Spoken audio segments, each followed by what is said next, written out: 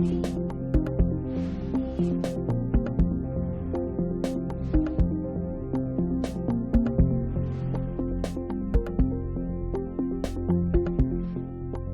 patria se abre la sesión. La puerta, por favor.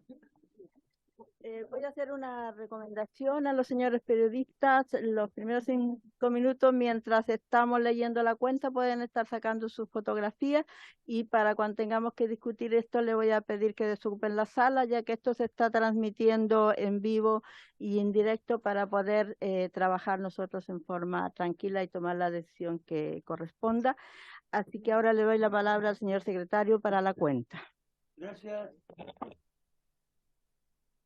Gracias, señora presidenta. Se da cuenta de diversos documentos consistentes en argumentos y fundamentos para la votación que hoy día presentaron los integrantes de esta comisión, los diputados Berger, la diputada Cariola, el diputado Lavín, la diputada Ñanco y la diputada Sagardía, la señora presidenta. Esa es toda la cuenta, señora presidenta. ¿En consideración la cuenta? Ya, está conforme. Continuando, voy a proponer que daremos los argumentos de nuestra votación, y quizás el voto también, por orden alfabético. ¿Les parece? Presidenta, precisar que primero se dan los argumentos y después al final votamos, aunque se entienda de la argumentación que cómo se va a votar. No sé si le parece ese procedimiento. Sí, correcto. Ya. Entonces,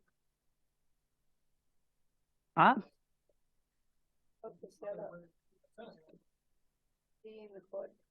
Que tomemos la votación al tiro y que cada uno argumente. ¿Quieren votar al tiro? pues, me parece, sí, la palabra, me parece que podemos dar el voto y podamos argumentar, o en su defecto, como ya todos hemos presentado nuestra fundamentación escrita, entonces va a estar todo en el informe. Entonces el que quiere argumenta más largo, el que quiere lo hace más corto, y el que quiere se aboca al informe escrito presentado. ¿Te parece? Ya. Ya, acordado, entonces. Entonces, ¿Me gustó la campaña? en votación, señor. Entonces ponemos en votación. Los que votan a favor están por la procedencia o por la aprobación de la acusación. Los que votan en contra están por rechazar la procedencia de la acusación. En definitiva, están por rechazar la acusación. En votación, ¿usted me autoriza en votación, señora presidenta? Ponga en votación. En votación, entonces, y por orden alfabético. En votación, diputado don Bernardo Berger. De la acusación. Pero después, pues.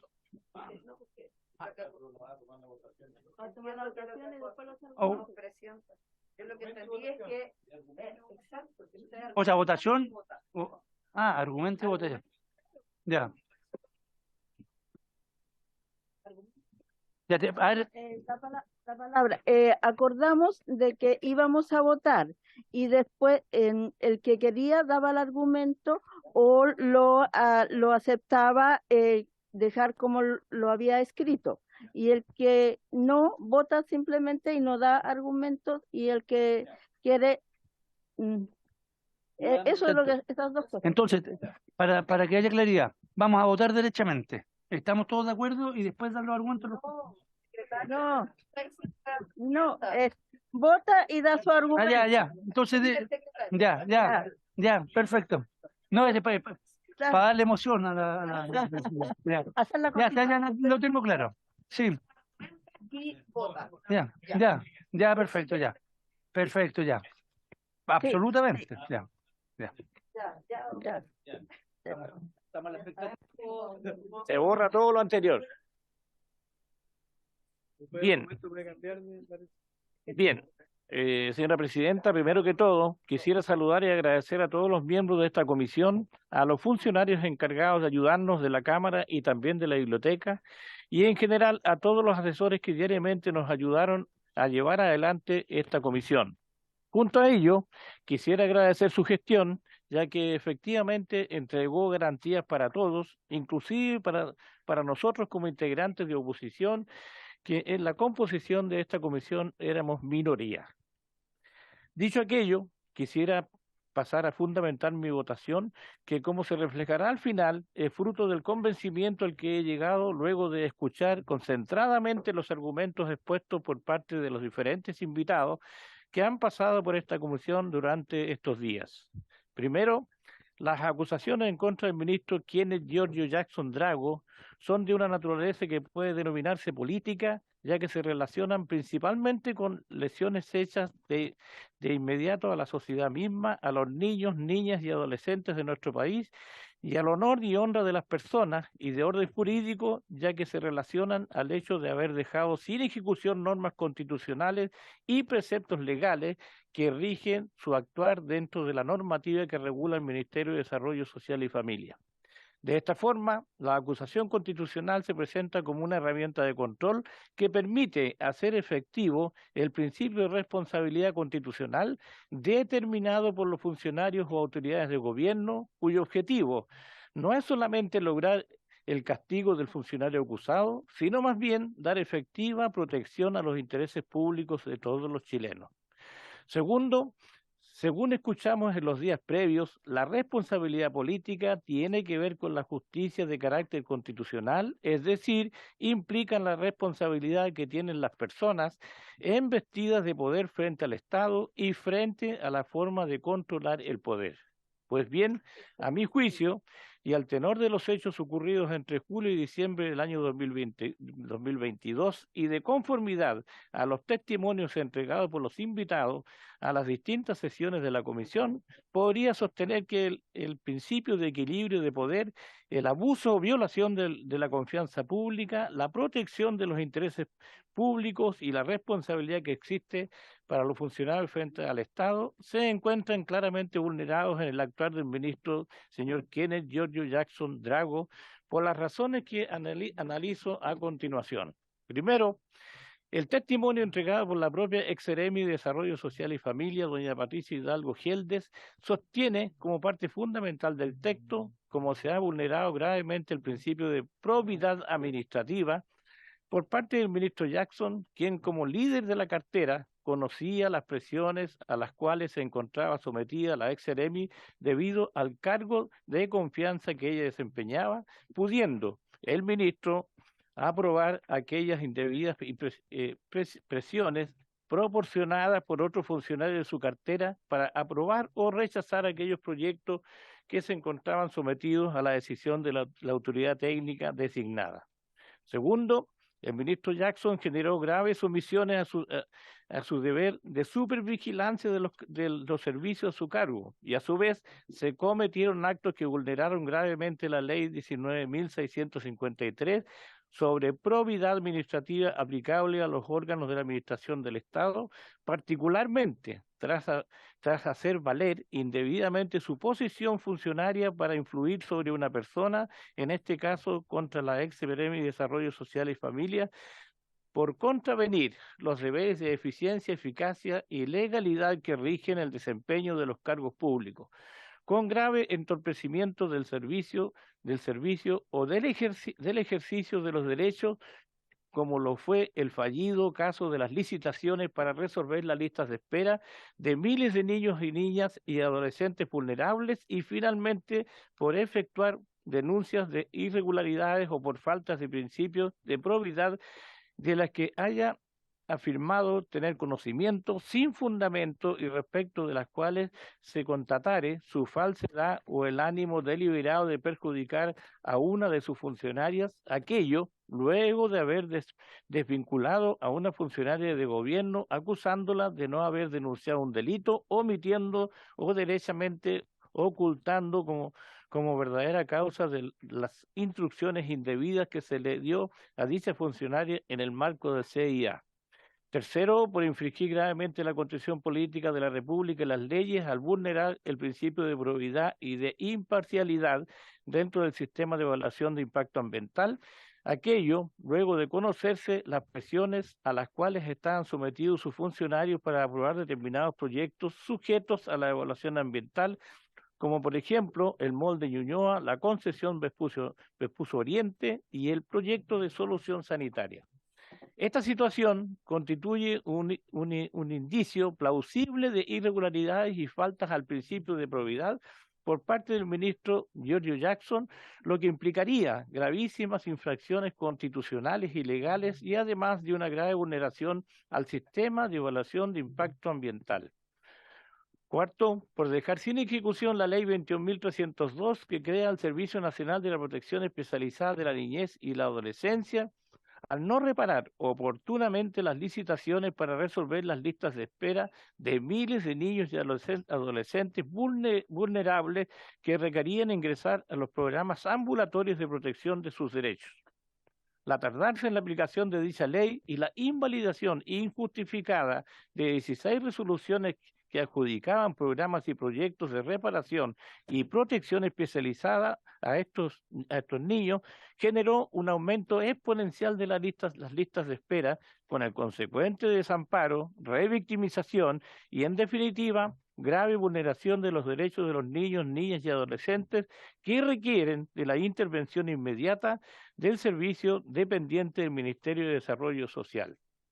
Número 5, a todo lo anterior, no puedo dejar de considerar como otro elemento clave en el abandono de deberes y en la inejecución de las disposiciones legales que le caben al ministro Jackson el hecho de que la séptima sala de la Corte de Apelaciones de Santiago acogió el recurso de protección presentado por la Defensoría de la Niñez en mayo del año recién pasado en contra del Ministerio de Desarrollo Social y Familia, la Subsecretaría de la Niñez y el Servicio Mejor Niñez, por las arbitrarias e ilegales omisiones a sus obligaciones legales de asegurar a los miles de niños, niñas y adolescentes en listas de espera el ingreso a los programas ambulatorios de protección de sus derechos. Dicha acción constitucional se presentó contra los recurridos después de reiteradas solicitudes formuladas por la Defensoría de la Niñez a dichos organismos. La Corte de Apelaciones terminó por acoger la argumentación de la Defensoría de la Niñez y determinó que la conducta de los recorridos había vulnerado el derecho a la integridad física y psíquica de los niños, niñas y adolescentes afectados, ya que la falta de provisión de las terapias e intervenciones que han sido ordenadas por los tribunales de justicia afecta e impide la reparación de sus ya vulnerados derechos. Por tanto, no deja de llamar la atención las acusaciones vertidas contra uno de los funcionarios de este gobierno que se ha hecho llamar feminista y esencialmente ocupado del medio ambiente. Llama la atención por la abrupta forma pública en que han denostado a una mujer y también por la desprolijidad que han tenido para ejecutar normas medioambientales. Dicho eso, he llegado al convencimiento que en lo medular no resulta posible desvirtuar los argumentos en que se basó el presente libelo, motivo por el cual vengo a votar a favor de la acusación constitucional en contra del ministro de Desarrollo Social y Familia, señor Kenneth Giorgio Jackson Drago. He dicho, señora presidenta, muchas gracias.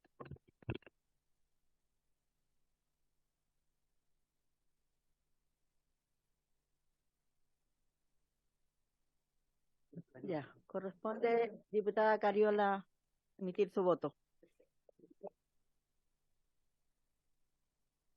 Lo primero que voy a decir es que estoy con mascarilla porque estoy con gripe. Sin embargo, no hay riesgo, diputado. Sin embargo, me voy a quedar con ella para poder resguardar a quienes están a mi alrededor. Bueno, lo primero es que quiero argumentar esta acusación, mi voto respecto a esta acusación constitucional, saludando al equipo de esta comisión, al equipo de la Secretaría, por supuesto también a la presidenta por el rol. Comparto lo que ha dicho el diputado Berger respecto de las garantías que la presidenta ha entregado para poder llevar adelante esta acusación cumpliendo con el reglamento. Por supuesto también a la parte defensora que ha hecho parte de este espacio y que nos ha entregado herramientas y elementos, y por supuesto también agradecer a todos y todas las personas que vinieron y que acudieron a exponer y a entregarnos distintas herramientas para poder llegar a las mejores conclusiones. también a mis colegas, porque a pesar de tener probablemente opiniones distintas en algunos aspectos, hemos tenido la capacidad de llevar una buena comisión, una buena relación en ella. Bueno, la acusación constitucional presentada contra el ministro de Desarrollo Social y Familia, Giorgio Jackson, no cumple con los requisitos que la Constitución y la ley establecen. Es lo primero que quiero demarcar. Es por eso, Presidenta, que a través de mi argumentación anuncio que mi voto va a ser a favor de acoger la cuestión previa, ya que se ha anunciado que se va a discutir en la sala deducida por la defensa, y contra la acusación constitucional. La acusación constitucional, que fue objeto de examen por parte de esta comisión informante, contiene numerosos defectos que la hacen inadmisible. En primer lugar, tal como explicó el profesor Patricio Zapata ante la comisión, la responsabilidad constitucional solo puede fundarse en hechos personales de la autoridad acusada, debido a la gravedad de la sanción prevista por la Constitución. En cambio, ninguno de los hechos en que los acusadores fundan su acusación corresponden a hechos personales del ministro Jackson, ni siquiera a acciones que se encuentren dentro de la esfera de competencias que la Constitución y la ley le entregan como ministro. Para comenzar, respecto de los hechos contenidos en el capítulo primero de la acusación, los acusadores pretenden hacer responsable al ministro Jackson por hechos de competencia de un organismo distinto del ministerio que él mismo dirige. En efecto, como se explicó ante esta propia comisión, tanto por el director de la Corporación Nacional de Desarrollo Indígena CONADI, el señor Luis Penchuleo, como el exdirector, el señor Domingo Namuncura, la CONADI es un organismo descentralizado, respecto del cual el Ministerio de Desarrollo Social no tiene potestad jerárquica o de control. Además, en esta misma comisión se comprobó que la ejecución presupuestaria de la CONADI es de un 100% en cuanto al Fondo de Aguas y Tierras 20B y de un 95% en relación al total del fondo, y no de un 42,2% como sostiene falsamente la acusación. En este mismo punto, también se comprobó que CONADI no compró terrenos perturbados y que las compraventas fueron tomadas de razón por la Contraloría. Por lo tanto, son completamente legítimas, apegadas a la ley. La misma relación de supervigilancia tiene lugar entre el ministro Jackson y los organismos relativos a la protección de los derechos de los niños, niñas y adolescentes, a los que se refieren los capítulos 3 y 4 de la acusación. Así lo declararon claramente ante esta comisión informante las dos autoridades a cargo de la protección de la infancia, como es la subsecretaria de la Niñez, la señora Yolanda Pizarro, y la directora nacional del Servicio de Protección Especializada de la Niñez y Adolescencia, la señora Gabriela Muñoz. Esto quiere decir que el ministro no es el superior jerárquico de la directora, ni de los funcionarios de Mejor Niñez. No tiene, por tanto, facultades de mando ni de dirección, y no interviene ni firma los actos de Mejor Niñez. Asimismo, y en relación con estos capítulos, se constató en esta comisión que es totalmente falso que el Servicio Nacional de Protección Especializada haya dejado 25.000 niños y niñas sin atención, pues ha quedado claro que se aseguró dar continuidad y total a los programas, y que al mismo tiempo la instrucción de invalidación era nada más que la responsabilidad con la que debía cumplir la directora de dicho servicio, cuestión que fue acompañada de un sumario interno para esclarecer las responsabilidades en el proceso. Respecto de la Ley de Garantías 21.302, se confirmó que la implementación que ha llevado adelante el Ministerio está totalmente en regla, porque esta ley fue publicada el 15 de marzo del 2022 y tiene un plazo de 5 años para la implementación de las oficinas locales de la niñez. Dicho de paso, a menos de un año de su entrada en vigencia, este gobierno cumplió con el compromiso de sumar 90 nuevas oficinas locales de niñez, que sumadas a las que ya existían, dejan un total de 105 a lo largo del país. Por lo tanto, a pesar de los plazos legales, se están haciendo los esfuerzos por adelantar dicho procedimiento, lo cual, sin lugar a duda, merece ser reconocido. Con todo lo anterior, se confirma también que el capítulo 2 se funda en actuaciones de autoridades y personas distintas a las del ministro Jackson, por lo que en ningún supuesto concurren hechos personales suyos. Es más, la misma ex Seremi metropolitana, la señora Patricia Hidalgo, que estuvo aquí y estuvo presente en esta comisión, ante esta comisión informante declaró sin dar espacio para cuestionamientos, incluso estar dispuesta a mostrar datos privados, que no había recibido presiones por parte del ministro y que no sabía si el ministro Jackson tenía o no conocimiento de las supuestas presiones a las que hace alusión. En segundo lugar, los acusadores no dan a la institución de la acusación constitucional el tratamiento de un mecanismo de última ratio, sino que buscan a través de su presentación hacer presente su disconformidad o desacuerdo político con el gobierno y con la gestión del ministro Jackson. Es decir, desconocen su naturaleza sancionatoria y la utilizan como un mecanismo meramente político. Esto constituye un grave desconocimiento de la Constitución y un mal uso de las herramientas que las y los parlamentarios tenemos para con la Constitución y las leyes. Un desconocimiento de la regulación de la acusación constitucional y también del sistema político presidencialista que la Constitución establece. Como se indicó ante la comisión informante y como explicó también la defensa del ministro, los ministros de Estado son autoridades de confianza del presidente de la República, por lo que solo él puede decidir sobre su permanencia en el gabinete. Los acusadores buscan, en cambio, la remoción del ministro Jackson, no como consecuencia de las supuestas infracciones que se le imputan, sino debido a su desacuerdo político con el gobierno, lo que se puede ver en la misma acusación, en la que evidentemente no se cumplen los estándares mínimos exigibles para que se pueda atribuir responsabilidad personal y constitucional a un ministro de Estado, en este caso al ministro Jackson. La acusación constitucional, sin embargo, no se encuentra establecida con esta finalidad, sino con la de sancionar a ciertas autoridades por acciones u omisiones personales y por las causales expresamente establecidas en la Constitución. En tercer lugar, tratándose de un procedimiento sancionatorio, la acusación constitucional deducida debería encontrarse suficientemente fundada y contener argumentos lógicos y coherentes. Este es un supuesto del debido proceso que posibilita el derecho a defensa. Este derecho no es exclusivo de los procedimientos judiciales, sino que de cualquiera en que pueda aplicarse una sanción a la persona afectada. A mayor abundamiento, el ejercicio de este derecho es especialmente relevante cuando supone la posibilidad de imponer una sanción tan gravosa como la que prevé la Constitución para el caso de una acusación constitucional, que no solamente destituye, sino que inhabilita. Sin embargo, como ya he dicho, el libelo presentado contiene múltiples errores, confusiones, contradicciones e incluso datos falsos, que impiden al ministro acusado hacer ejercicio del derecho a su defensa. Y aquí reitero, la acusadora y los acusadores sostienen que, en el caso de los hechos imputados en el capítulo 3, la invalidación de las resoluciones de adjudicación habría dejado a más de 25.000 niños, niñas y adolescentes sin acceso a programas ambulatorios de protección de sus derechos. Sin embargo, como expuso la propia directora nacional del Servicio de Protección Especializada de la Niñez y la Adolescencia ante la Comisión Informante, el respectivo servicio dio continuidad a todas las prestaciones a los niños, niñas y adolescentes que ya contaban con procesos en curso en algún programa del servicio. Por otra parte, la acusadora y los acusadores confunden gravemente los plazos progresivos para la implementación de las acciones que mandata la Ley 21.430.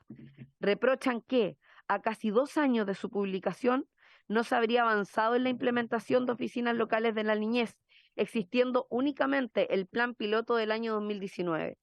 Sin embargo, la Ley 21.430 se publicó el 15 de marzo del 2022, es decir, todavía no cumple un año, de los 5 que da la misma ley para la implementación de dichas oficinas.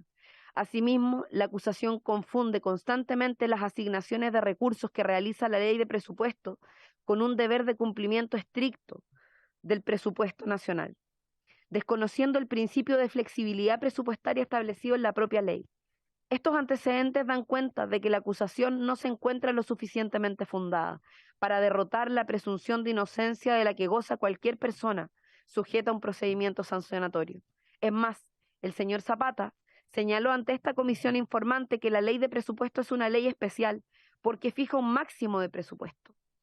Añadió además que incluso ante el supuesto de subjeción presupuestaria, subejecución presupuestaria, la cual no se da en el presente caso, este no sería asimilable a la causal de una inejecución de la ley.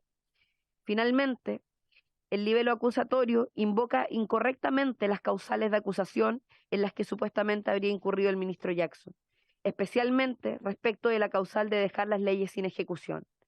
El libelo acusatorio pretende imputar al ministro una infracción de este tipo por haber omitido acciones que se encontraban fuera del ámbito de su propia competencia o que correspondía a otras autoridades, en este caso descentralizadas. ¿Esto supone exigir al ministro acusado actuar fuera del ámbito de sus propias atribuciones? Acción que efectivamente habría supuesto una infracción a la Constitución. Lo que, sin embargo, es evidente y queda absolutamente claro con todos los argumentos ya expresados, no tuvo lugar. Es por todos estos argumentos, entre otros, que sostengo que la acusación no tiene ningún fundamento jurídico y debe ser declarada inadmisible. Y espero que así sea en la sala, acogiéndose la cuestión previa. Y en subsidio, rechazar, por tanto, los capítulos acusatorios que ésta contiene. Por eso, Presidenta, yo anuncio mi voto en contra de esta acusación constitucional, porque no tiene los sustentos ni los argumentos jurídicos para poder sostenerla. Gracias, diputada. La palabra al señor Lavín.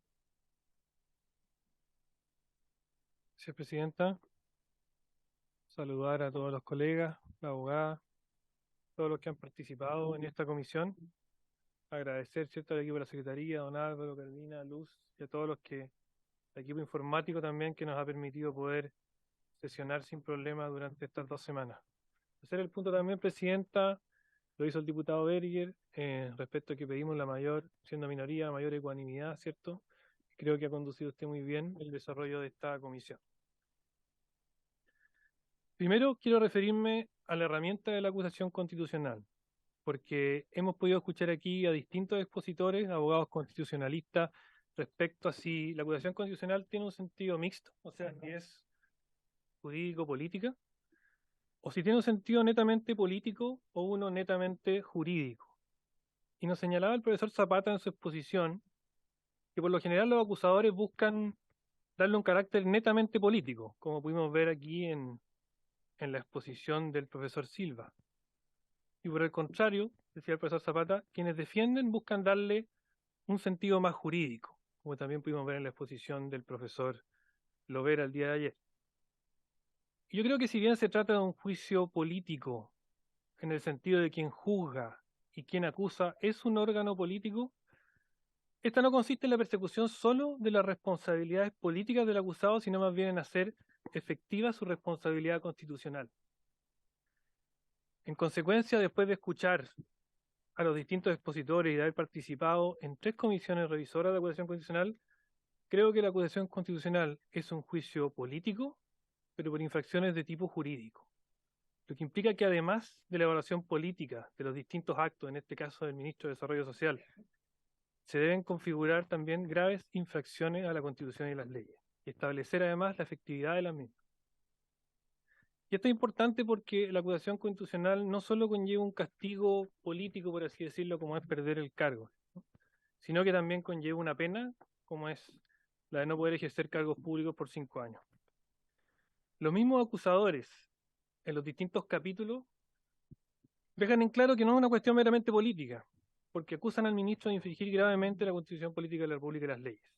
Así se puede leer respecto a cada uno de los 4 capítulos que contiene la acusación. El primero, por infringir gravemente la Constitución y dejar sin ejecución las leyes. El segundo, por haber infringido la Constitución y las leyes, vulnerando el principio de probidad. Y el tercero y cuarto, por haber dejado de ejecutar las leyes. Ahora me voy a referir, Presidenta, a cada uno de los capítulos. En el primer capítulo, los acusadores señalan, lo dice la acusación, la Corporación Nacional de Desarrollo Indígena CONADI es un servicio público, funcionalmente descentralizado, dotado de personalidad jurídica y patrimonio propio, sometido a la supervigilancia del Ministerio de Desarrollo Social. Se sostiene en este capítulo que la CONADI habría comprado 2 predios que se encontraban perturbados, contraviniendo así la glosa 16 de la partida 21, capítulo 6 del presupuesto 2022. Al respecto de esto, el director de la CONADI consigna que el proceso de compra de un predio es un proceso largo, que dura por lo general más de lo que dura un periodo presidencial, y que lo que corresponde a los actos administrativos de este proceso nunca constó, nunca se hizo constar de que estos predios estuvieran perturbados. El otro antecedente que tenemos respecto a este capítulo es que la Contraloría, cierto, con su toma de razón, determinó la presunta legalidad del proceso de compra.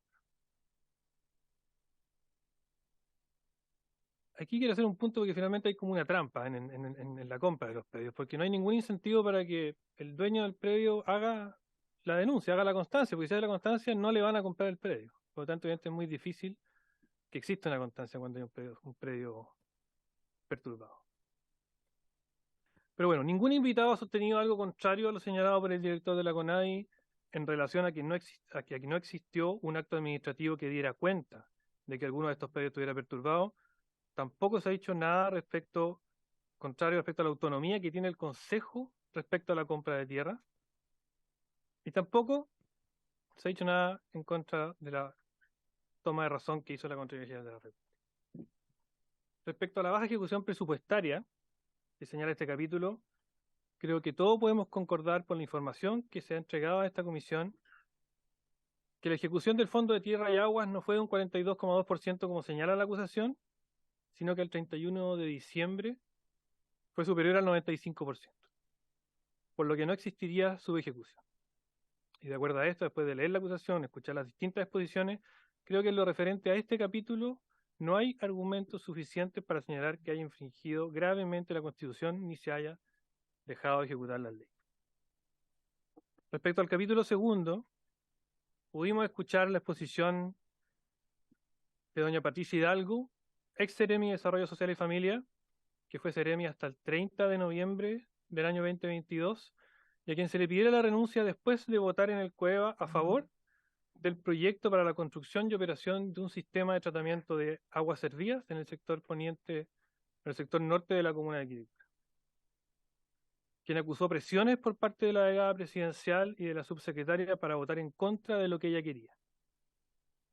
Es importante señalar aquí que con la aprobación de la ley 19.300 sobre bases generales de medio ambiente, lo que se buscó fue mejorar la institucionalidad y dar menos espacio a la intervención política, en pos evidentemente que las decisiones que se tomaran fueran lo más técnica posible.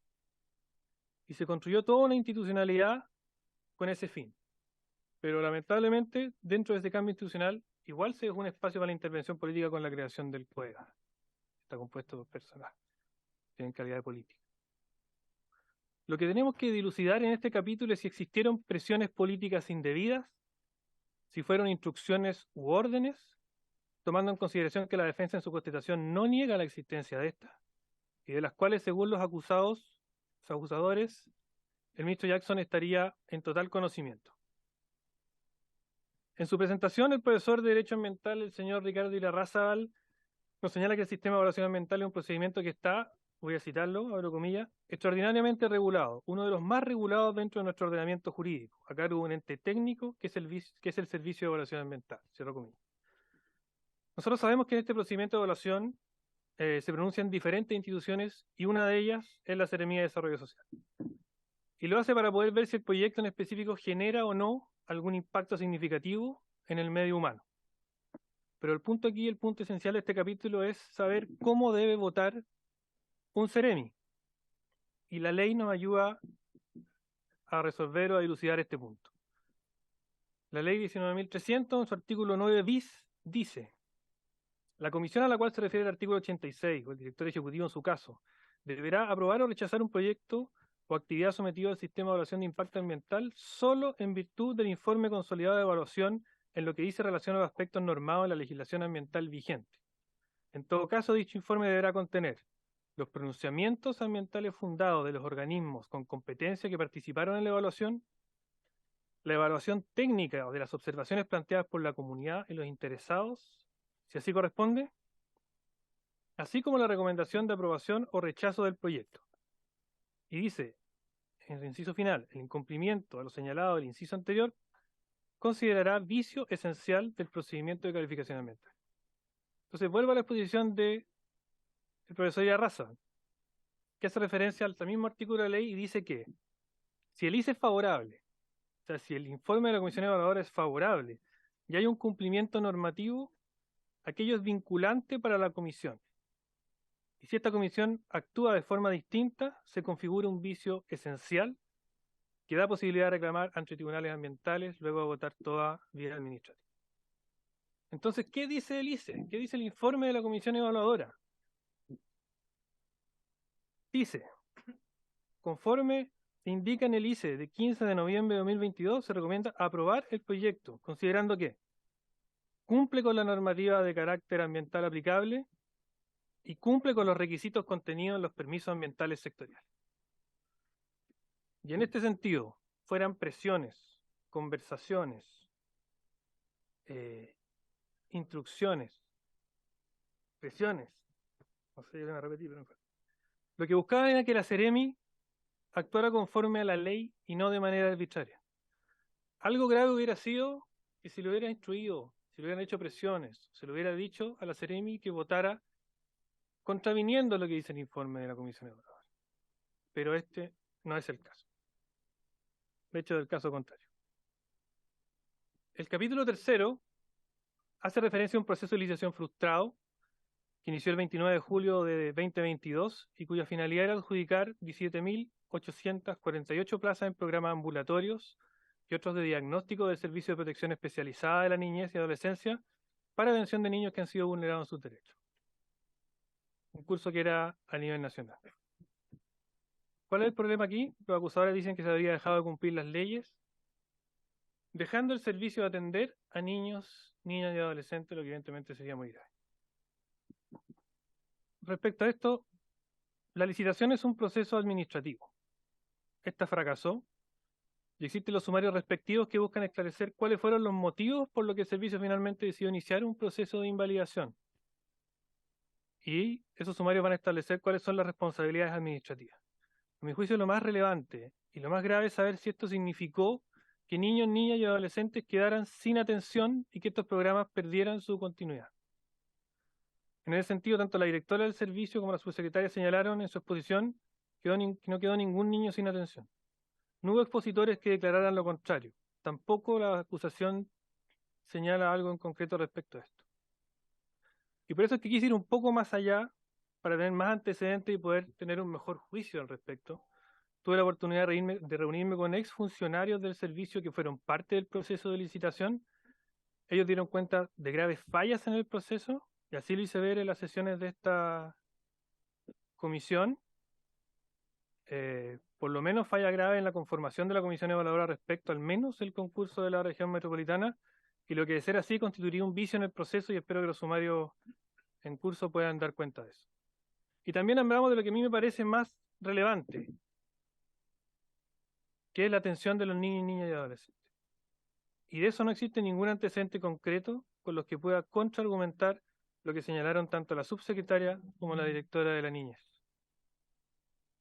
Al tratarse entonces este capítulo de una licitación de un servicio descentralizado y al no existir antecedentes concretos respecto a que algún niño, niña o adolescente hubiera dejado de recibir atención, considero que no hay argumento jurídico para señalar que se dejó sin ejecución la Constitución de la ley.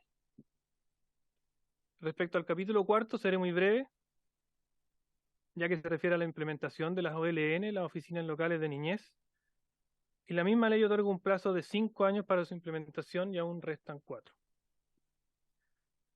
Finalmente, quiero señalar que esta es la tercera vez que soy miembro de una comisión revisora de una acusación constitucional. En las 3 he intentado actuar conforme a la responsabilidad que ello conlleva, de ser capaz de sopesar los argumentos jurídicos, los hechos, las acciones que realizan los ministros y por las cuales son responsables, y también los argumentos políticos. Porque como bien mencioné al principio de mi intervención, para mí, y ha sido así las 3 veces que he participado en una comisión de este tipo, esta es una herramienta político-jurídica, un juicio político por infracciones de tipo jurídico. ¿Existen entonces responsabilidades políticas? El ministro Jackson es el jefe de la cartera de Desarrollo Social y siempre será el responsable político de lo que allí ocurra. Pero considero que la acusación carece de argumentos jurídicos que demuestren que el ministro haya infringido gravemente la Constitución. Por eso, mi voto y mi recomendación a la sala es abstenerse de seguir adelante con la acusación constitucional. Entonces, el diputado Lavín se abstiene en su votación. Gracias, diputado. La palabra a la diputada Ñanco. Muchas gracias, señora presidenta. Primero que todo, quiero saludarla a usted, saludar al equipo de la Secretaría, a don Álvaro, a Carolina, a Luz, a todos quienes nos han apoyado en este proceso de acusación constitucional y de comisión, a mis colegas, por supuesto, que hemos tenido un buen diálogo durante todo este transcurso y un diálogo fraterno por sobre todas las cosas. Durante las 6 sesiones, 14 horas de trabajo en total, en la cual escuchamos durante 3 días a invitados que nos vinieron a exponer sobre sus distintas visiones, hemos podido ver cómo se va derrumbando cada uno de los argumentos que se esgrimieron en la acusación constitucional en contra del ministro Giorgio Jackson, la cual fue presentada el 3 de enero del 2023 por una honorable diputada y 9 honorables diputados del Partido Republicano.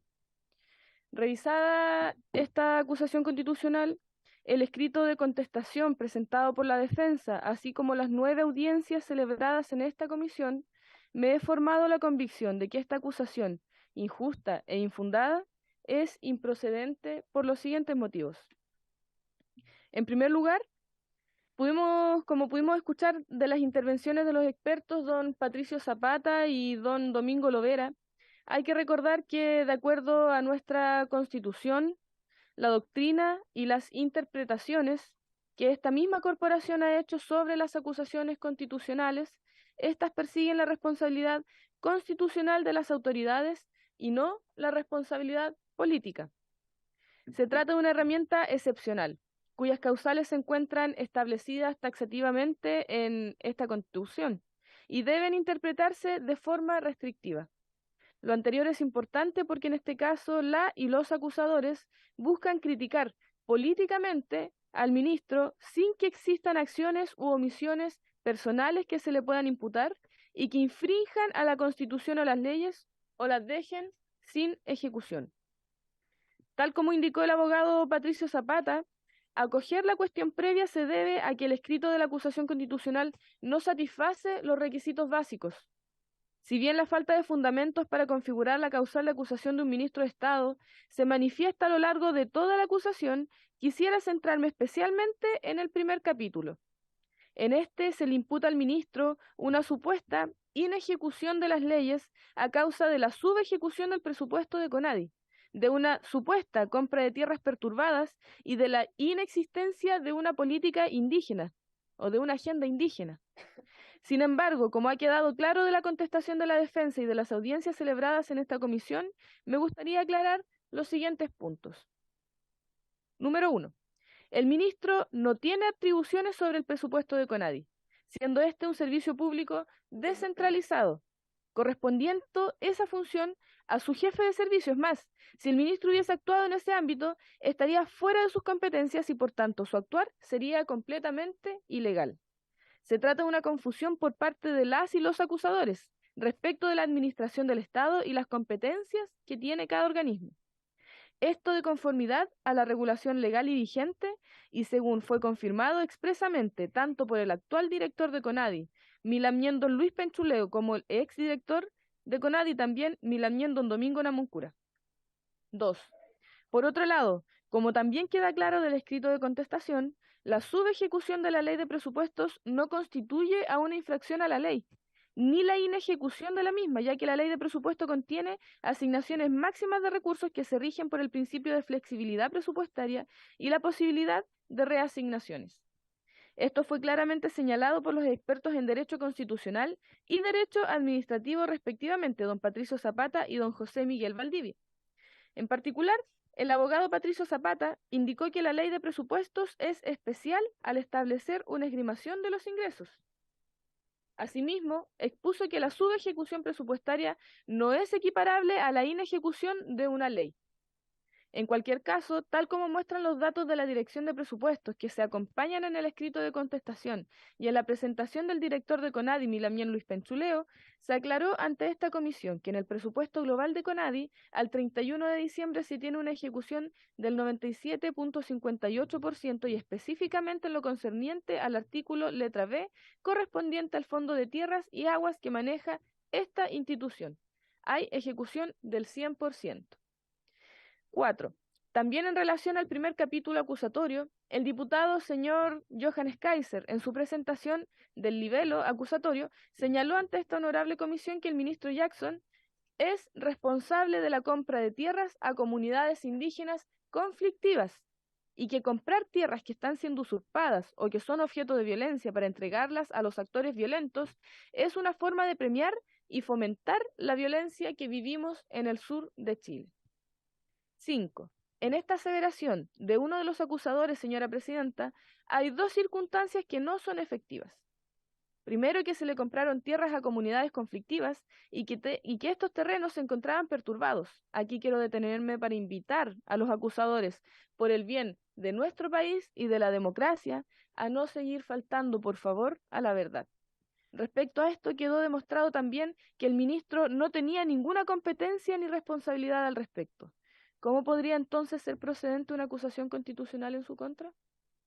6. En relación a este punto, el director de la CONADI señaló que en base al procedimiento que están obligados a seguir, no hubo perturbación de esos predios en particular comprados a la comunidad Amuley Los Pantano 1 de la comuna de Traillén y a la comunidad José Huenchual 2 de la comuna de Lautaro. 7. Finalmente, se acusa que este gobierno, ignorando por completo que las acusaciones constitucionales buscan determinar responsabilidades personales, no tiene una agenda indígena clara a mediano y largo plazo, sino que solo reacciona a la contingencia y centra los recursos de la CONADI en el pueblo mapuche. Señora presidenta, como la primera diputada mujer mapuche de mi región, quiero decir que este intento de confrontación que intenta hacer el Partido Republicano entre las primeras naciones me parece, la verdad, inaceptable. En su intervención, el director de CONADI aclaró también este punto. En particular, se refirió al Plan Buen Vivir, la Comisión para la Paz y el Entendimiento que se crea ahora en marzo, y la existencia de futuros parlamentos y la puesta en práctica de políticas habilitantes. Algunas de estas medidas ni siquiera son ejecutadas por el ministerio que dirige el ministro Giorgio Jackson, sino que están a cargo del Ministerio Secretaría General de la Presidencia, como lo es el Plan Buen Vivir. Sobre este tema me gustaría hacer un punto político. Que los acusadores no les guste la agenda de este gobierno en materia indígena no es fundamento suficiente de una acusación constitucional y además, como señaló la defensa en su escrito de contestación, no existe responsabilidad constitucional por no impulsar una agenda, o peor aún, por no impulsar la agenda que les gustaría a los acusadores que se pueda impulsar. Luego, frente a los 3 otros capítulos acusatorios, ha quedado demostrado que el ministro tampoco tenía ninguna responsabilidad frente a las supuestas presiones de la Seremi, la implementación del Servicio de Protección Especializada ni las oficinas locales de la niñez. El experto en Derecho Constitucional, don Patricio Zapata, fue sensato al señalar que cuando se imputa una omisión a un ministro de Estado, esta con mayor razón debe vincularse con la responsabilidad personal del ministro. En particular, respecto al capítulo primero de la acusación, fue la misma ex-Seremi quien declaró ante esta comisión no tener conocimiento de si el ministro sabía o no de las supuestas presiones que señala haber recibido.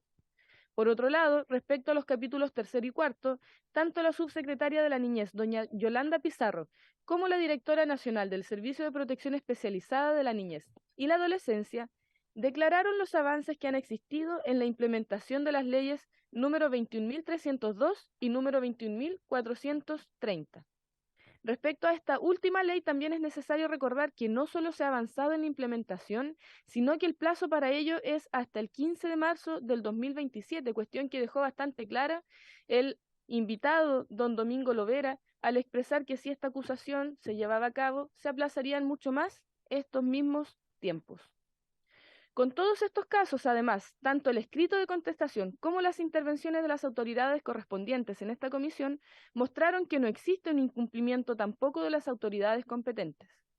Finalmente, sería un precedente muy grave a esta corporación admitir la procedencia de una acusación que no tiene ningún fundamento referido a una acción u omisión del ministro que configure una infracción a la Constitución o a las leyes, así como su falta de ejecución, tal como lo requiere la Constitución Política en su artículo 52. Como diputadas y diputados tenemos la responsabilidad de utilizar esta herramienta para casos excepcionales y fundados. Y en esta ocasión espero que a pesar de nuestras diferencias actuemos con suma responsabilidad, entendiendo que la institucionalidad de nuestra corporación debe cuidarse y no mal usarse para fines mezquinos de sectores extremistas, que buscan solo la inestabilidad de nuestra madre patria. Por eso, Presidenta, anuncio mi voto en contra de esta acusación constitucional por carecer de argumentos sólidos. Gracias, diputada. Entonces, su voto de la... Diputada Ñanco es en contra, sí se consigna. Bueno, corresponde a mí dar mis argumentos.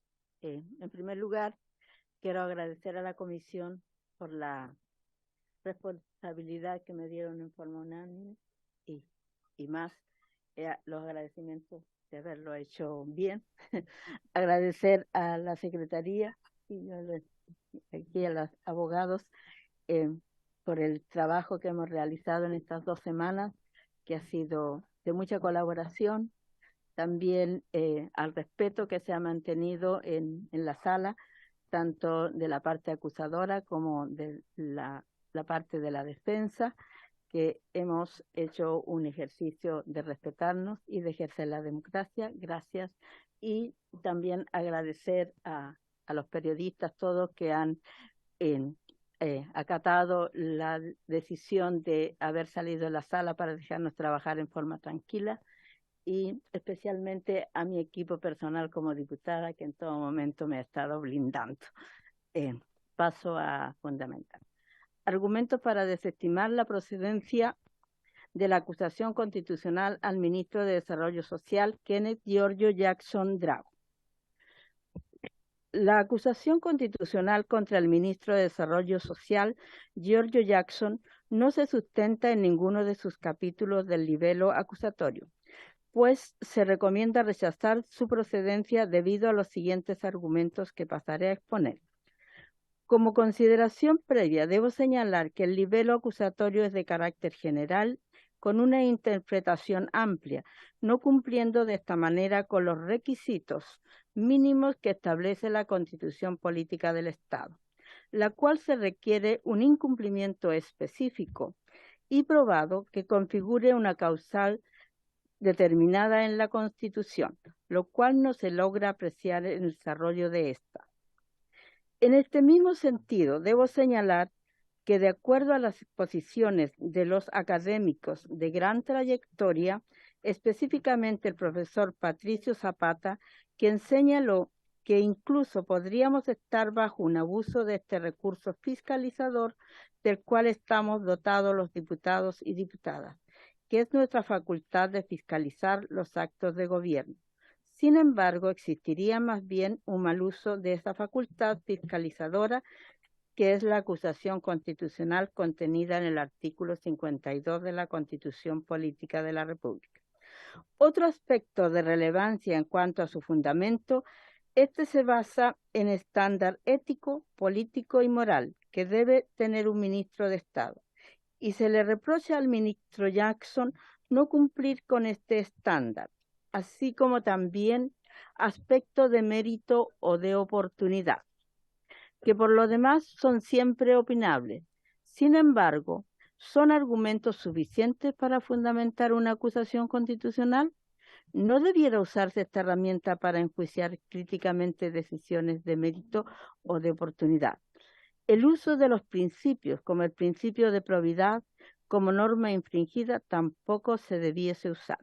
Y por último, debo señalar que la acusación constitucional es una herramienta de última ratio, es decir, se deben agotar otras instancias de fiscalización, como son las sesiones especiales y las interpelaciones, siendo esta última muy aclaratoria en relación con la gestión de la autoridad que se interpele. Pasando a los fundamentos en particular, iré por el capítulo 1, La acusación constitucional referente a infringir y dejar sin ejecución presupuestaria la aplicación de las normas sobre protección, fomento, desarrollo indígena y la Corporación Nacional de Desarrollo Indígena. En relación a este punto expuso el director de la CONADI, el señor Penchuleo, el cual señaló y respondió específicamente este punto acusatorio, señalando que específicamente el artículo 20, letra B, de la Ley 19.253, que crea la Corporación Nacional de Desarrollo Indígena, que constituye un componente importante del Fondo de Tierras y Aguas, que maneja la CONADI, aclaró que el presupuesto global de la CONADI al 31 de diciembre de 2022 tenía una ejecución del 97,58% y específicamente en lo concerniente al artículo 20, letra B de la citada ley, tenían una ejecución del 100%. Estas cifras están publicadas en las distintas plataformas que maneja la DIFES y que tiene el Estado para corroborar esta información por transparencia. En cuanto a la compra de 2 predios que supuestamente se habrían comprado estando perturbados, señaló que para la compra de predios, esta se sujeta a un procedimiento que está normado y reglamenta el Fondo de Tierras y Aguas, consta en el Decreto Presidencial número 395. Señaló que hay varios procedimientos y resaltó que en varios momentos se puede constatar la perturbación o no de un predio, partiendo cuando el predio se le hace saber, mediante carta certificada, que una comunidad ha presentado formalmente su predio ante la CONADI para una posible compra. Expuso en esta comisión que para la compra de predio es necesario un estudio de título para efectos de comprobar que la propiedad está saneada. Agrega que el decreto 395 existen a lo menos 3 momentos en que se puede constatar si hay perturbación o no. Sin embargo, en ninguno de los 2 casos particulares contenidos en el libelo acusatorio se constató la perturbación de los predios. Por otro lado, debo señalar que de acuerdo a la exposición del profesor Domingo Namuncura, señaló que la CONADI es un servicio descentralizado. La ejecución de la política indígena radica en un particular órgano de decisiones, que es muy excepcional respecto a otros ministerios, que se llama Consejo Nacional de la CONADI, integrado por 3 consejeros presidenciales designados por el presidente, 5 subsecretarios, 8 representantes indígenas electos por los propios pueblos indígenas y un director nacional designado por el presidente de la República. No hay ningún otro ministerio que tenga este órgano de decisión, lo cual deja aún más claro que las decisiones pasan por este consejo y no por el ministro Jackson, de tal modo que las decisiones fundamentales, por ejemplo, en materia de compras de tierra y agua, son adoptadas por el Consejo Nacional de la Corporación. Respecto a este libelo acusatorio se rechaza porque no existe incumplimiento en materia presupuestaria, así como tampoco compras de tierras perturbadas, lo cual queda acreditado por el director de la CONADI que no hubo perturbación en la compra de los predios señalados en el libelo acusatorio. En cuanto al capítulo 2, infringir gravemente la Constitución y las leyes de vulnerar el principio de probidad. Respecto a este punto en particular, debo señalar que fue citada la ex seremi señora Hidalgo, quien en su exposición señaló que nunca recibió instrucciones directas del ministro Jackson. También mencionó que votó de acuerdo a sus intereses y convicciones personales, lo que deja de manifiesto incluso su actuar es ilegal dentro de sus funciones, porque conlleva justamente a la pérdida de confianza, lo que se generó en esta situación. Sin embargo, en exposición del académico Domingo Lovera, señala que el cargo de Seremi es un cargo político y de confianza, lo cual debe seguir los lineamientos políticos y programáticos del gobierno que le encomienda dicha función.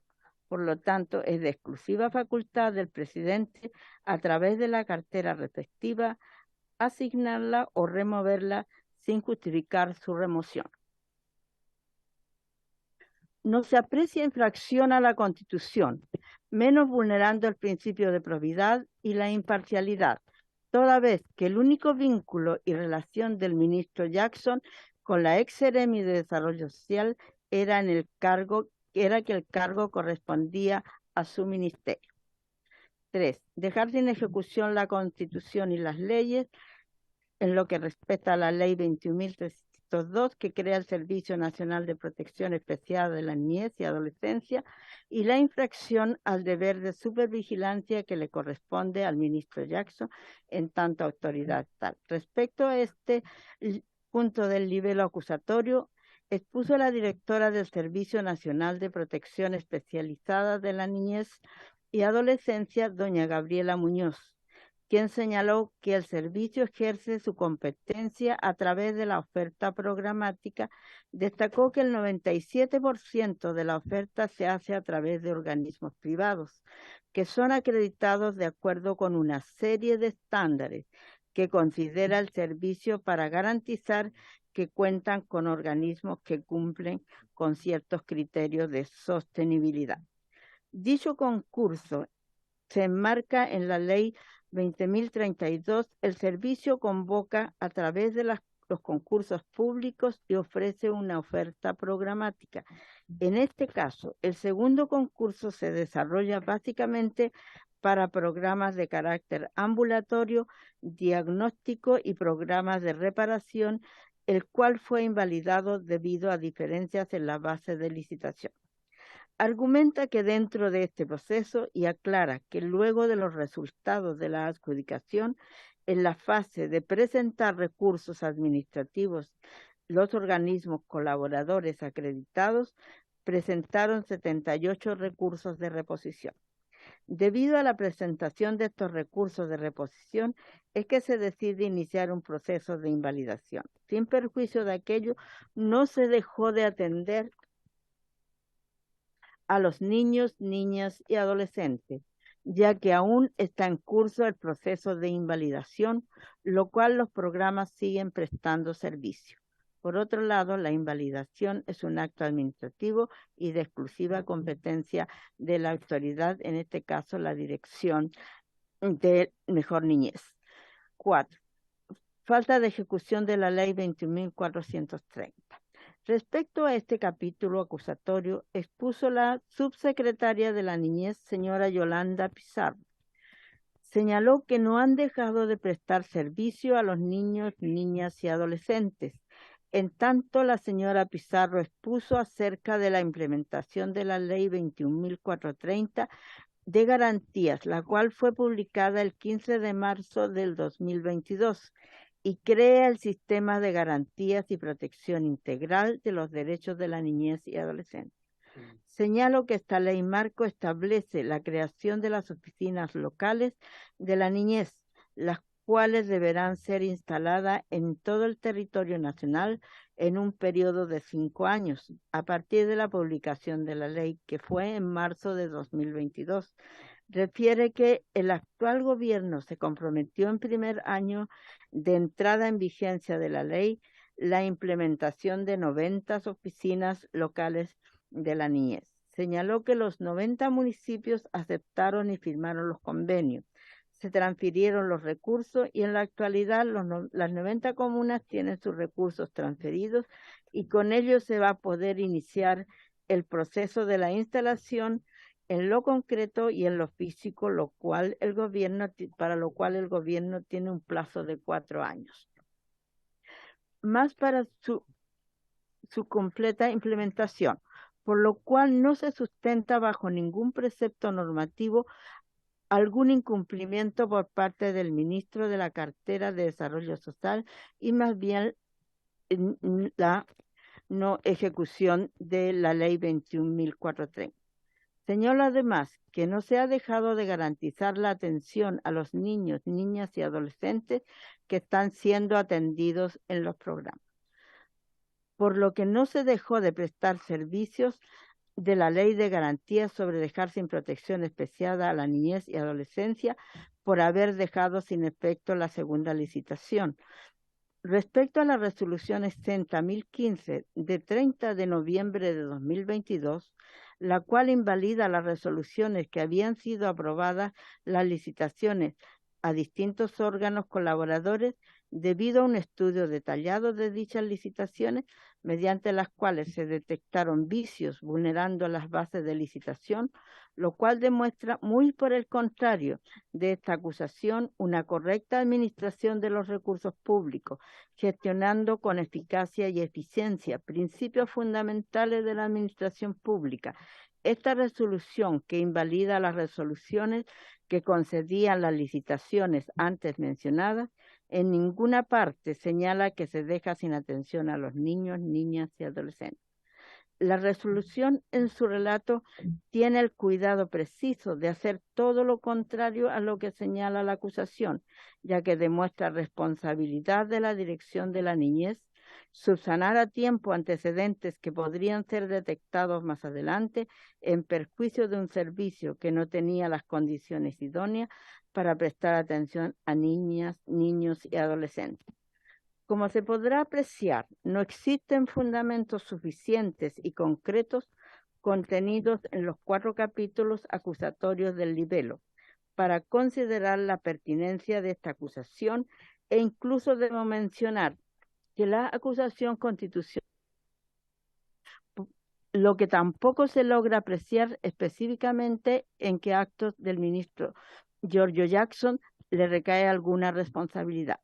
Finalmente, agregar que la acusación constitucional tiene un carácter político y jurídico, tal como lo sostuvieron varios exponentes en esta comisión, y en especial la exponencia del académico señor Patricio Zapata, pues tiene un componente político que ya es una herramienta de fiscalización de los diputados y diputadas.